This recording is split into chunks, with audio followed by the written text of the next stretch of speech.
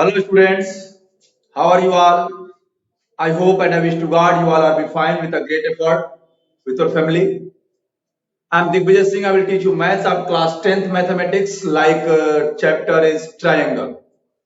In previous video I have taught few theorems and a lot of questions for you and for our practice. Now in this process I will solve theorem 6.3 in NCERT. Theorem 6.3 क्या कहता है कि between two triangles if the corresponding angles are equal then the both triangles are similar. Yeah, then the sides of the triangles are in proportion.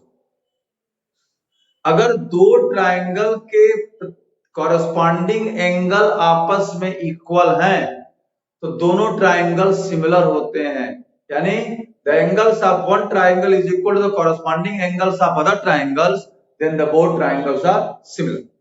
तो बेटा आपको अच्छे से पढ़ना है क्योंकि प्रैक्टिस के बिना मैथ अधूरी है। कहते हैं ना, बिना गुरु के ज्ञान अधूरा, तो बिना प्रैक्टिस के नॉलेज न पूरा, ये ध्यान रखिएगा। तो प्रैक्टिस जब तक नहीं करेंगे आप, नॉलेज आपका पूरा नहीं होगा। तो you have to do a lot of practice with a great effort with the help of these videos and just like similar lot of videos in YouTube.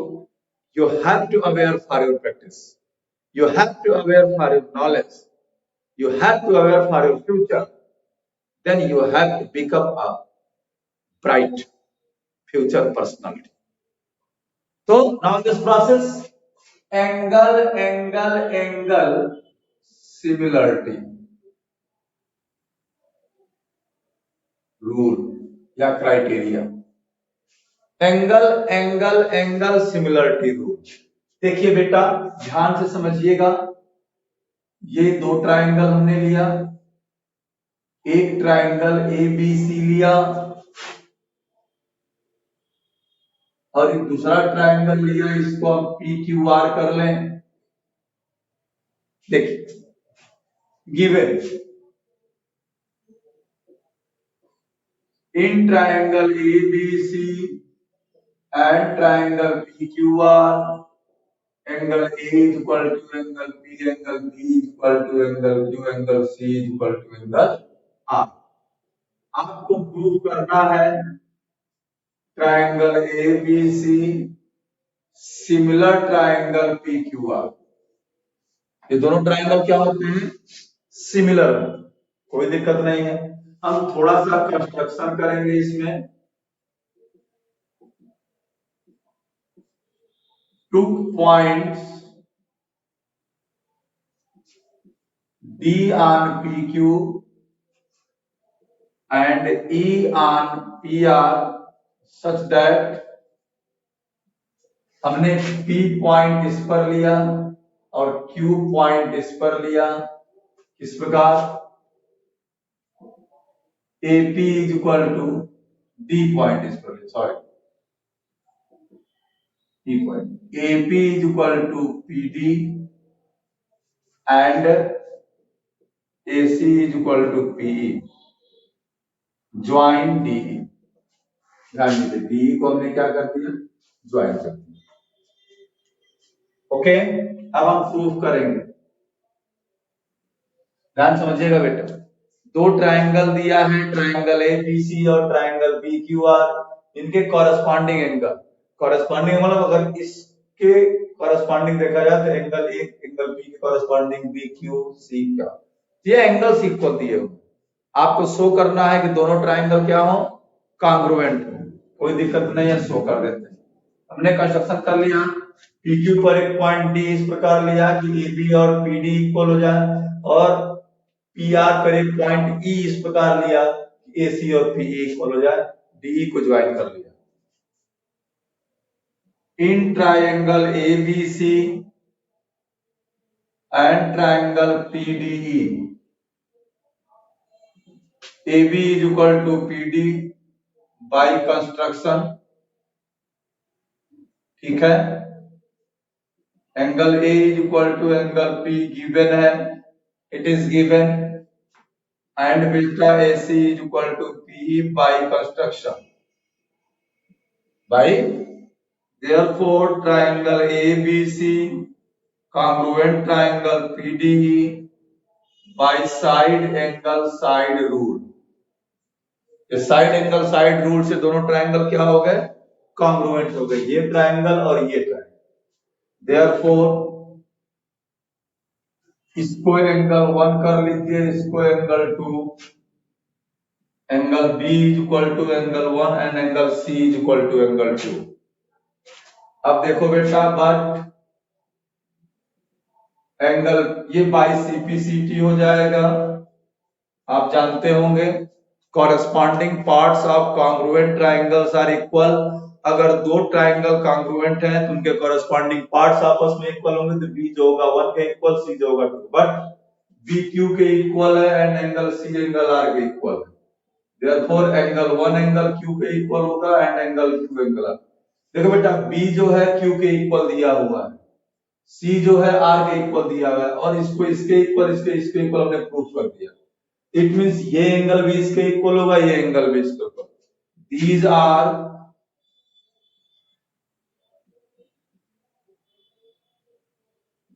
Corresponding angles, ये एंगल में sign बना दिया। Therefore DE parallel QR, DE और QR क्या हो गया?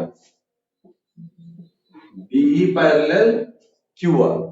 जब DE और QR पैरेलल हो गया, therefore by theorem 6.1 NCERT,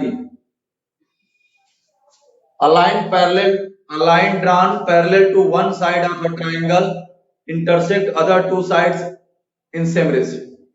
other two rights जो जिन दो डिस्टिंक्ट पॉइंट को इंटरसेक्ट करती है उनको रेशियो सेम करती है। देयरफॉर क्या हो जाएगा? dp upon dq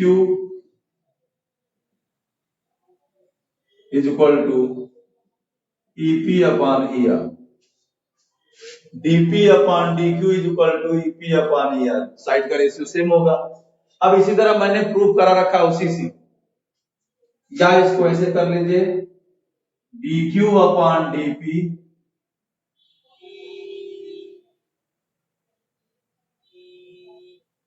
is equal to er upon ep, ऐसे कर लें।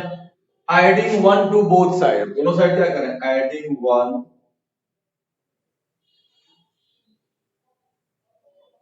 थ्योरम सॉल्व करा रहे हैं, एडिंग 1 टू बोथ साइड। अब देख लो बेटा, यहां सॉल्व कर लेते हैं, dq upon dp plus 1, reciprocal both side कर लिया, कोई दिक्कत नहीं है, इज इक्वल टू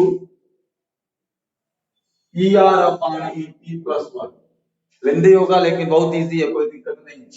अब जब 1 होगा तो इसका एलसीएम लेंगे जब हम, क्या हो जाएगा बेटा? dq plus dp upon dp is equal to er, और ये हम पहले भी प्रूफ करा चुके हैं, दोबारा प्रूफ करा रहे हैं। तो dq प्लस dp को क्या कहेंगे? pq। pq upon dp is equal to pr upon ep r। अब इसको अगेन सिर्फ dp upon pq is equal to ep upon pr। dp upon pq ep upon pr के इक्वल हो गया, ध्यान दीजिएगा। तो dp और dq का रेशियो, इसका और इसका रेशियो, ये पहले मैं बता चुका, जब थ्योरम 6.12 समझा रहे थे उस समय मैंने, तो ये डायरेक्ट हम कर सकते थे लेकिन हमने समझा दिया ऐड करके कि भाई चलो यहां भी एक बार समझ रहे हैं। अब इसके बाद क्या है? तो dp इज इक्वल टू क्या है?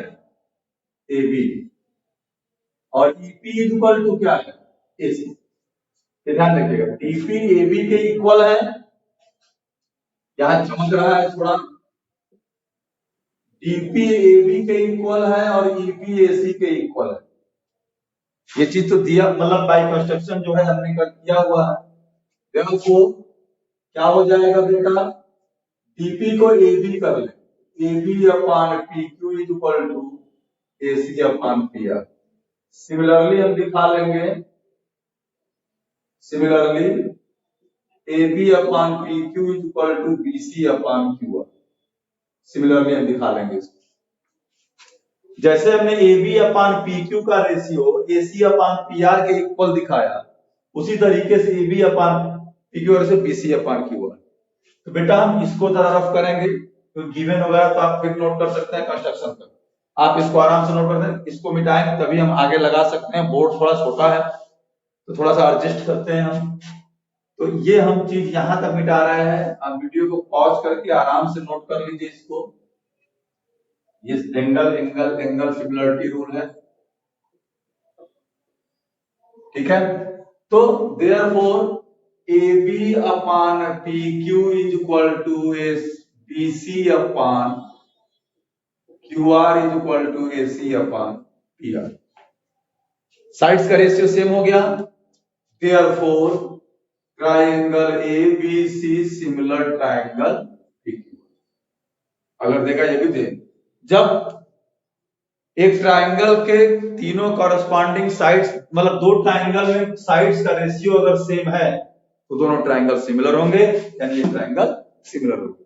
कुछ नहीं करना बेटा, अगेन हम रिवाइज कर दे रहे हैं। देखिए दिया हुआ है कि triangle A B C and triangle P Q R में एंगल ए एंगल बी के equal, angle B angle Q के equal, angle C angle R के इक्वल।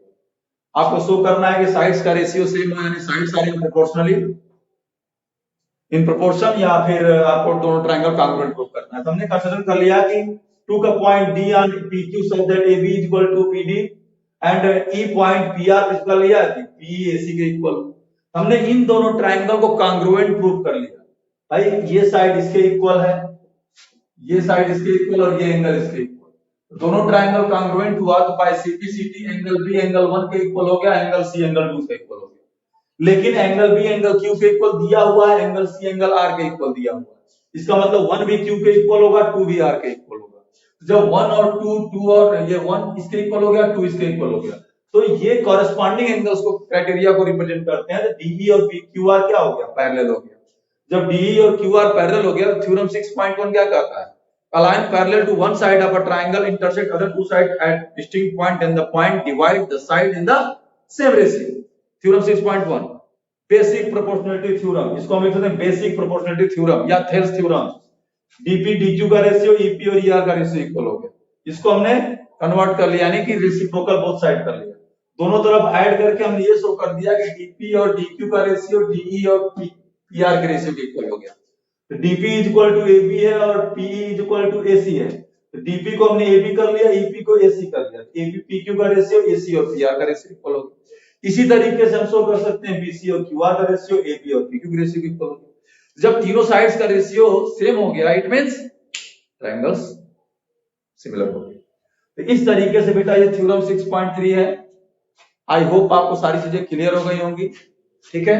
वीडियो को पॉज करके आप इस थ्योरम को बार बार समझिए, बार बार नोट करिए, क्योंकि इस बार शायद 2021 के लिए जो थ्योरम 6.6 और थ्योरम 6.7 इनको ओमिट किया गया है, बट आपको लगाना सब है, because with the help of that theorems you can solve a lot of questions. तो ये केवल बेवकूफी का धंधा है कि एक थ्योरम हटा दिया, क्या उससे रिलेटेड सारे क्वेश्चन हटाएंगे? तो जो पेपर बनाएगा क्या उस दिमाग नहीं लगाएगा? थ्योरम हट गया तो उससे रिलेटेड सारे क्वेश्चन हटा दें, ये अलग बात है। लेकिन बेटा क्या किया जा सकता है, जो सिस्टम है, जो अथॉरिटी है, उसको फॉलो करना है, लेकिन लगाना सब आपको। आप वीडियो को पॉज करके थ्योरम नोट कर लीजिए, इसके बाद हम नेक्स्ट थ्योरम बताएंगे साइड वाला, ठीक है। तो ये सारी चीजें फिर क्लियर करेंगे। तब तक के लिए आप वीडियो को लाइक करिए, शेयर करिए, सब्सक्राइब करिए। We will meet in next video. Okay, thank you.